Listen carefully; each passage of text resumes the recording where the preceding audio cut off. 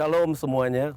Ketika kita berbicara tentang Indonesia, maka patut kita berbangga bahwa negeri yang tercinta kita ini, seperti di saat saya berdiri membelakangi suatu pemandangan yang ada di sekitar Jawa Barat, tepatnya di daerah Sentul. Dan di tempat ini saya mau sampaikan pesan ini buat kita semua, bahwa tanah kita ini, Indonesia, adalah tanah yang sudah ada di dalam firman Tuhan, yang telah dinubuatkan di dalam firman Tuhan. Dan saya percaya bahwa ini adalah saatnya di mana bangsa ini, tanah tercinta Indonesia ini, di mana banyak memiliki kekayaan alam tetapi juga kekayaan profetik yang harus hari-hari ini mulai dimunculkan. Saya rindu dan saya percaya itu juga merupakan kerinduan Tuhan, supaya kita yang disebut orang-orang yang mewarisi harta kekayaan yang dari timur, yang mewarisi pesan-pesan Tuhan yang Tuhan sedang nyatakan dari timur, khususnya dari Indonesia, maka kita harus mulai bangkit dan kita harus mulai berani tampil, dan kita harus mulai katakan bahwa ada rencana Tuhan yang Tuhan mau genapi di hari-hari ini melalui bangsa kita Indonesia. Nah, bisa Anda bayangkan bahwa Indonesia dalam warisan nubuatan yang tertulis dalam Alkitab, pertama-tama dikatakan Indonesia adalah negara burung buas dari timur. Yesaya 46 ayat 11 dikatakan burung buas dari timur itu akan melaksanakan keputusanku. Nah, kira-kira pesan apa sih yang tertulis di dalam Yesaya 46 ayat 11, di mana burung buas dari timur akan melaksanakan keputusanku? Nah, apa yang saya lihat dari kekayaan Indonesia, Indonesia memiliki rahasia kekayaan yang luar biasa, kekayaan alam, sumber alam, bahkan di dunia Indonesia diakui adalah negara penghasil rempah-rempah yang luar biasa. Kita punya pala, kita punya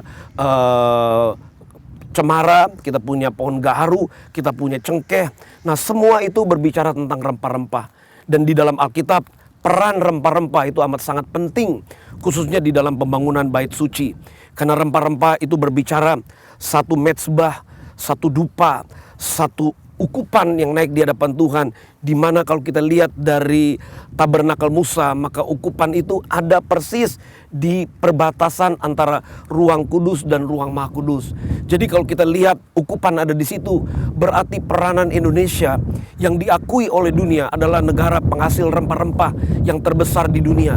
Maka peranan bangsa Indonesia adalah menjadi negara ukupan, yaitu negara yang akan kembali membawa satu dimensi pujian penyembahan yang baru sebelum kedatangan Raja segala raja.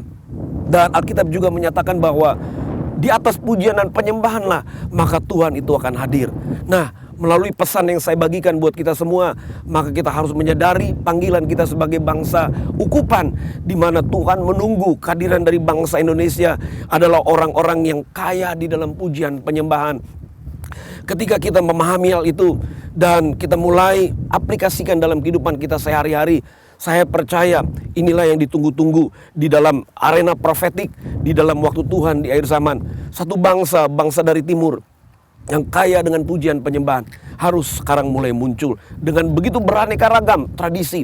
Ada kurang lebih 700 tradisi, kekayaan melimpah dari budaya-budaya yang ada di bangsa ini.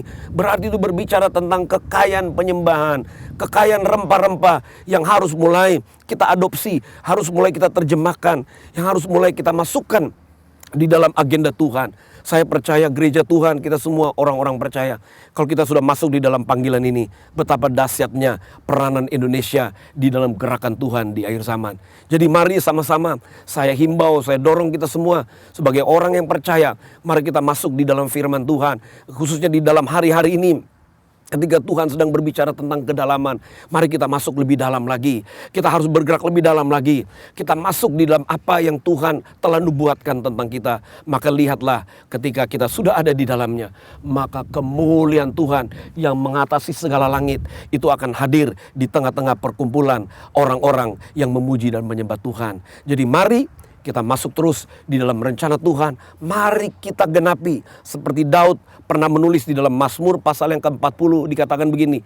Lihat aku datang, dalam gulungan kitab ada tertulis tentang aku. Sekarang kita boleh berbangga dan berkata, aku melihat Indonesia ada di dalam gulungan kitab dan mewakili bangsa Indonesia, mewakili putra daerah Indonesia. Maka kita pun akan masuk untuk menggenapi apa yang sudah Dia tulis tentang kita ketika kita menggenapinya. Betapa luar biasa hadirat dan kemuliaan Tuhan itu akan datang kepada kita. Dan kita bawa hadirat Tuhan dengan rempah-rempah, dengan pujian penyembahan kita sampai kepada Yerusalem. Sehingga benar setiap lutut akan bertelut, setiap lidah akan mengaku, dan bangsa-bangsa akan sama-sama datang sujud menyembah Raja di atas segala raja, Tuhan di atas segala Tuhan, yaitu Tuhan yang kita sembah, Yeshua HaMashiach. Shalom bagi kita semua. Mari kita bergerak, mari kita puji Dia dengan pengertian yang benar, karena ini adalah waktu untuk kita semua. Tuhan berkati, sampai ketemu lagi di pesan berikutnya. Shalom, haleluya.